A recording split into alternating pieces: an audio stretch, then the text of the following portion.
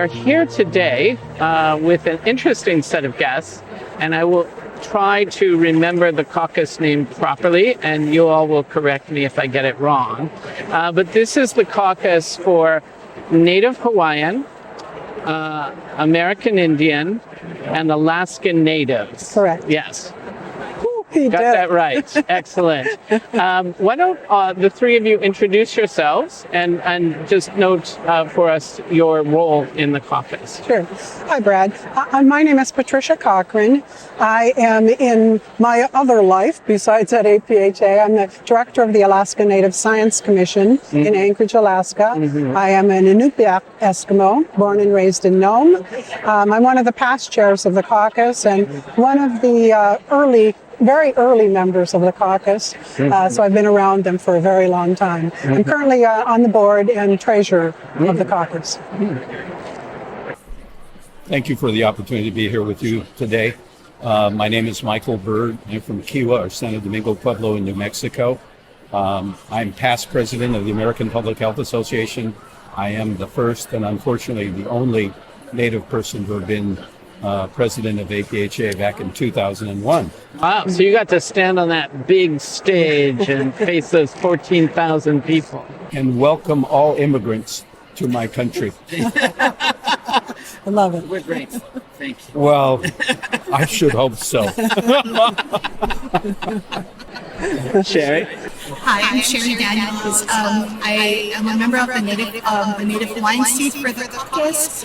In my real job, I'm the executive director of Papa Ola Lokah, which is the Native Hawaiian Health Board, and we oversee the federal law specifically related to Native Hawaiian health. Well, fantastic. So tell us more about this caucus. And we have two past presidents here and a current treasurer, right? So tell us a bit more about this caucus. When did it begin? How many members do you have?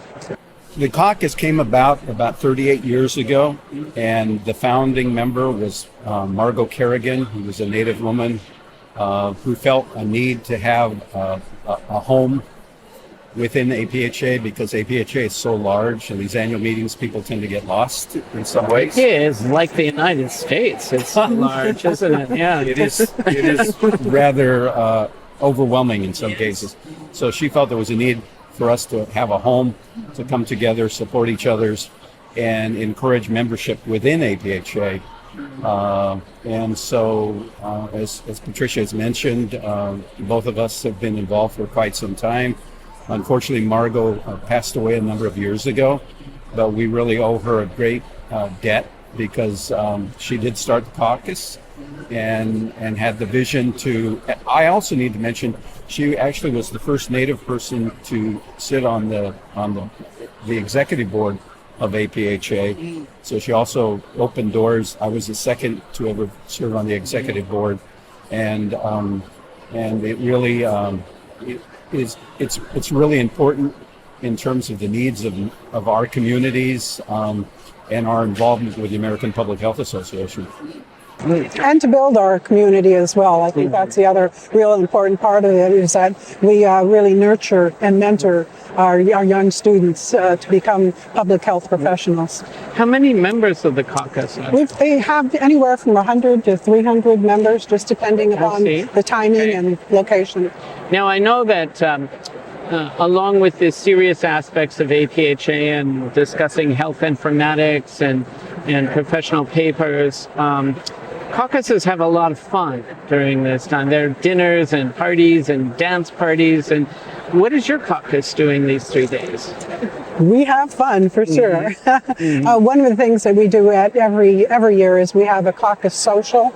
So our social event is really one of the big goings on for the caucus. We have people who come in from everywhere, and part of the wonderful aspect of it is we have local people as well. So we have local tribes that participate. We've got some wonderful performers at our social. There are local tribes near Philadelphia. Which ones? I'm interested.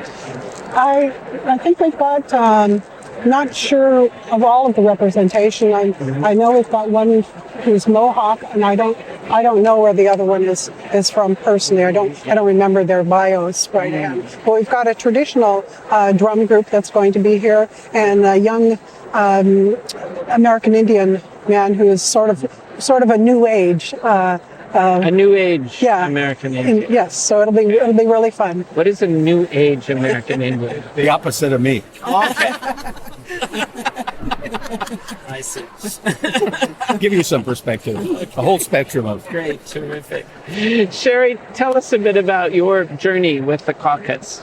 So I would say that I'm probably a newbie. So my staff, Babette Lang, would probably be sitting in this seat, but she's at home working with some of our kukuna, our elders this weekend. And she's been very active in the caucus. So I'm a newbie. My APHA journey started last year. And I do have to agree with Patricia. The social that our caucus puts on is pretty phenomenal. I think just the involvement of the Native communities and watching their, what they bring to our event is really quite unique and special. I don't know any of the other caucuses that have that, but I think for us, that's part of our culture, right? Is to give thanks and pay tribute to those host cultures whose lands we come on.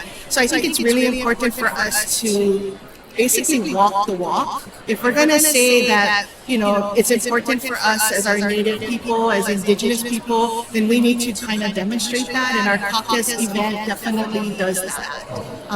And what Patricia did share is we also do silent auction, which is phenomenal. Some pretty interesting things come from fundraising activity. It's a fundraising activity, but there's things from our community, so that's really unique. So I think for me, my journey is really new. So probably come and see me in like 30 years, where I'll be like these guys sitting here going, where did the time go? 40 years, apparently. 40, yeah. Yes, wow. Yeah, and maybe it'll be 80,000 people In 80 years, yes. Yeah, that's great.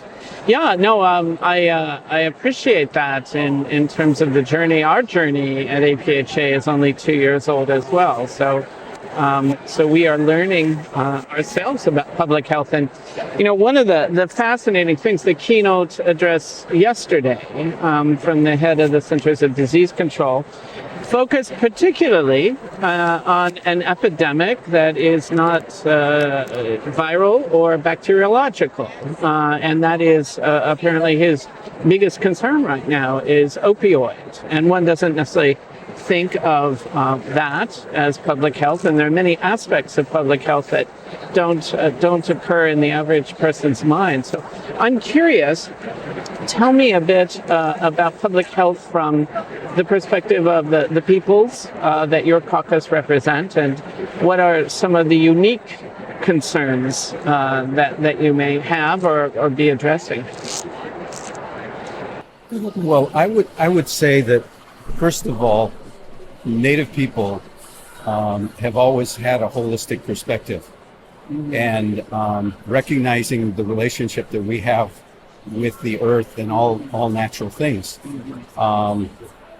It's interesting because when I went to school at Berkeley to study, they were talking about clean air, clean land, clean water, and some people, and how it was all interrelated.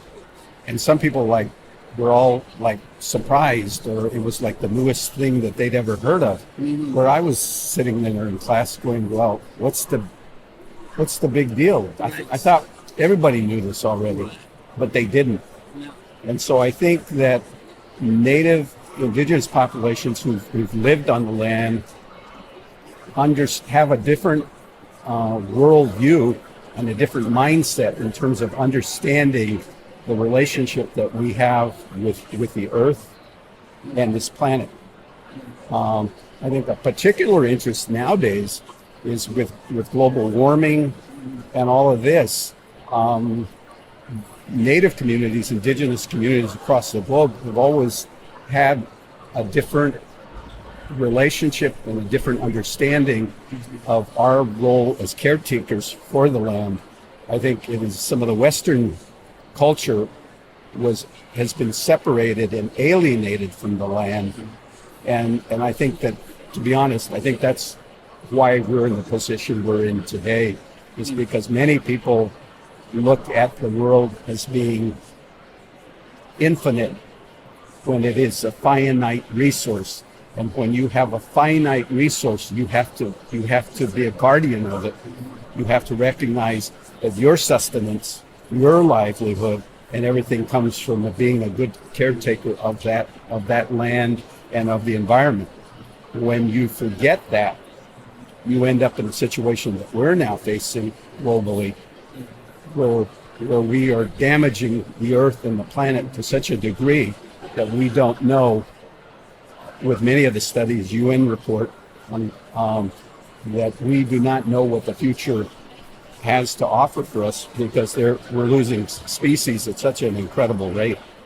Very, very interesting. As I am, a retired treasurer of an environmental board. That was some of my not-for-profit activity. And one of our board meetings, we went to Louisiana, and we went into the Delta. Right. And the effect of climate change is so obvious in those spaces, and maybe harder to notice in others, but I'm imagining that in the Arctic, it's becoming very evident. Tell us a bit more about that. Absolutely. It's reached critical stage. Yeah. People around the world are just beginning to see this as an issue, whereas for us in the Arctic, Alaska is the only Arctic nation, the only Arctic state in the United States. We're also very closely situated to all of our Arctic communities, all of the Arctic nations, the 8 Arctic nations. So we've had literally last 40 or 50 years that we've been seeing these changes. Some of the first changes that we saw decades ago was melting of permafrost. Right. And the melting of permafrost for us meant some severe public health issues as well, because for us, our underground ice cellars were where we stored our food. Right. And when that permafrost melts, that refrigeration is no longer there for our communities. That created a real huge public health issue for communities that rely on that. We have, again, so much damage that's coming from the loss of sea ice, not the least of which is safety factors. Our whalers that used to be able to go out like maybe 3 or 4 miles out to get their whale now have to travel 15 or 20 miles offshore because that ice isn't there anymore. It's also not protecting the shoreline. There's the ice that used to be there. So all of our communities are being inundated, flooded by the water. Many communities. We have 25 communities right now that are in the process or at imminent danger of moving. And we're working with almost all of those. One community in particular has already started their move because they've had to do that. There are just so many issues. The introduction of the melting glaciers, because now we're looking at salinity issues, at acidification issues. That all, again, as Michael was saying, that's holistic. We have to look at it as a whole. What it's doing to us as humans, what it's doing to us as species, the plants, the animals, all of that is connected. The forest fires that we're seeing now again because of the warmer temperatures. We had huge forest fires that burned hundreds of thousands of acres in Alaska this summer, more than 1 million lightning strikes. I mean, it's insane, the kind of things. So you look at the smoke that comes from that, the devastation of our forests, our animals, everything again is connected. So those are just a few of the highlights. I could go on and on about that. So climate change, it sounds like, is a particular public health concern for your caucus. What are you doing with your members? Do you have any awareness campaigns? Tell me a bit more about what the caucus is doing. Well, I think there's an ongoing conversations about the implications it has. I also think that more of us, particularly from indigenous communities, are attempting to be as supportive as we can, particularly of those communities that are being impacted in the Amazon, in the rainforest. And there's just a heightened awareness of because indigenous communities have been on the forefront for so long. And I think the rest of the general public is finally catching on to the impact it's having, whereas, we all have known this for quite some time. But when you start getting fires in urban areas like last week in LA and the rolling power outages in Northern California. And God forbid when when the grapes start burning up, everybody's going to be concerned about their wine.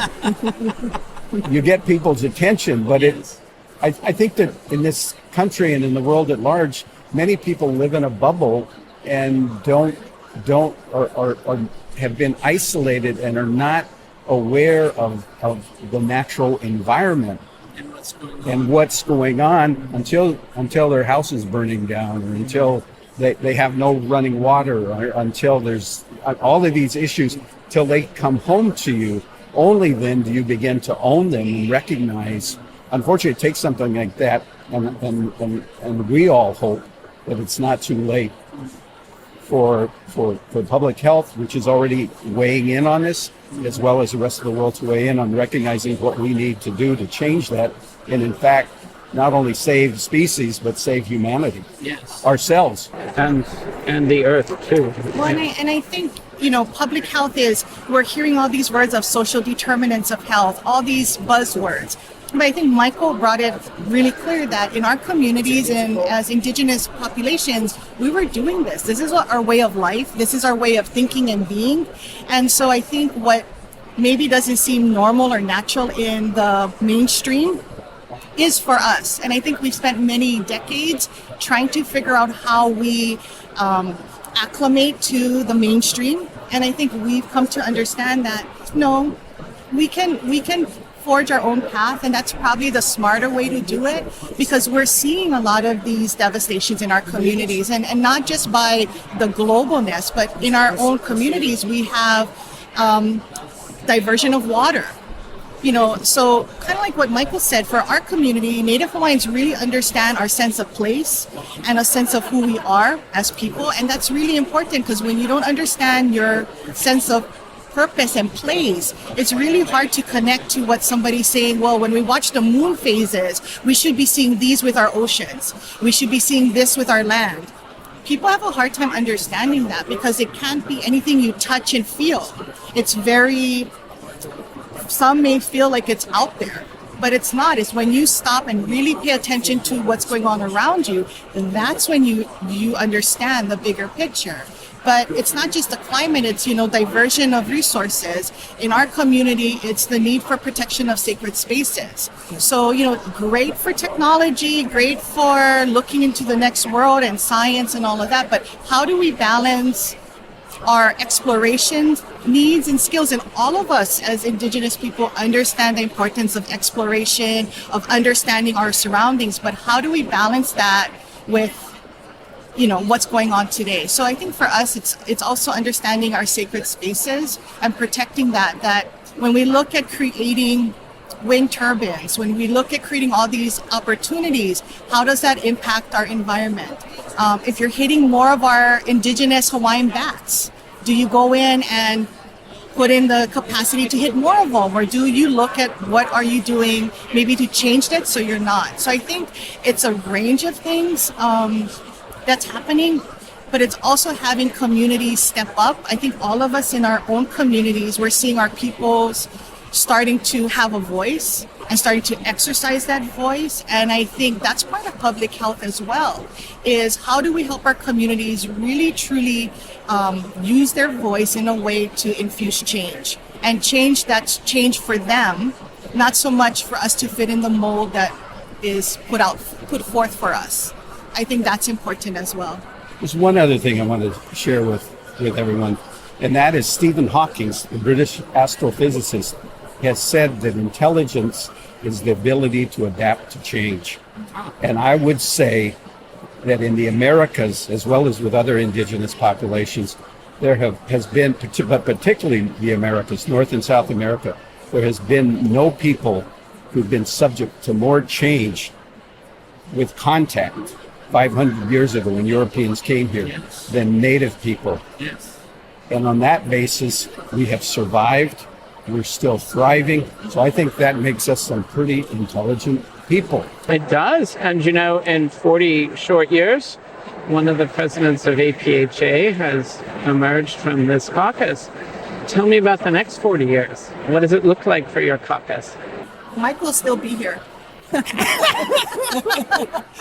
Well, thank God I don't have to worry about that. Thank you. Well, now that I know that, I can sleep well. Right. No, what we really need, I mean, we've laid a good foundation, but what we need to really is engage more of the younger people that are part of the caucus. We need to push them, support them, encourage them, cajole them to positions of leadership in this organization and other organizations, because otherwise we're a voice in the wilderness crying out. Until we assume leadership of an organization, until we're on the executive board in greater numbers, until we have another president of this group, as well as other, and it is happening slowly, but we need more leaders, our own people, because in this country today and in the world at large, I think for Indigenous people, we continue to be invisible, we continue to be marginalized, we continue to be ignored, and we aren't often included when you look at the major decision makers in this country in terms of foundations. There are no Native people on the major foundations in this country. Other communities of color have representation, but you look at Kellogg, you look at Robert Wood Johnson, you look at these major foundations, and guess what? The resources do not come to our community. That might have a little something to do with it. So I think we have to hold these organizations accountable. We have to call them out gently and in a collegial manner, but we need to hold them accountable. It's a very interesting point. I was chair of my alumni board, and one of the things I instituted was a very clear diversity program, which included at least 1 to 2 board members who were Native American, in fact, which I think was the first time we I ever would did bet. that. I'm sure. And indeed, the breadth of perspective, it brings better dialogue, it brings better decisions, in my opinion. And really good-looking people. Yes, and fantastic outfits as well. Yeah. Well, the great thing is that we do have some really amazing, dynamic young people. Mm-hmm. Every year, we've got students that we bring to the caucus Mm-hmm. and to APHA, and just to see the breadth of experience, the passion that they all bring with them, it gives all of us older people hope. Yes. Because you can really see our future is in good hands there. I'd like to pick up on this theme of youth, because last night at the Latino Caucus dinner, the keynote speaker was an epidemiologist named Dr. Castillo Salgado from Johns Hopkins, who had worked for PAHO and with WHO, and really had quite an interesting history and in informatics as well as the epidemiological kind of theoretical aspect. But when I asked him, what is the key to the future, he actually said not even youth. He said children. He said that public health to the children, because public health information to the children impacts the whole family. And I thought that was a very interesting response for somebody who's, kind of really done it all. He said that is the big determinant of health in a family. So it's interesting you're bringing that up. I think it's interesting you say that, because there's that, it takes a village to raise a family, raise a child. And I guess it takes a child to raise a family. Well, I think it's that reciprocal. Well, I think it's a reciprocal relationship where, yes, it's the village that raises it, but that child provides so much to the village. So it's in our culture, in our communities, it's that reciprocal responsibility, right? It's for us, it's reciprocal kuleana, right? It's that back and forth. And that's how you grow, and that's how you create those changes, right? Because it's back and forth. So maybe you can create a pre-kindergarten category for your membership. Well, many of us actually work with pre-kindergarten. Yes. I mean, I've been doing it for all of my career. There so you go. So you can have I think them many become of us do, members of your so. caucus. Very good. Well, thank you. Thank you. It's been a really interesting conversation, and I certainly can sense and get a grasp of some of the unique aspects of public health concerns amongst Native peoples. and really learned a lot from my side. So thank you very much. Thank you, Brad. Thank you.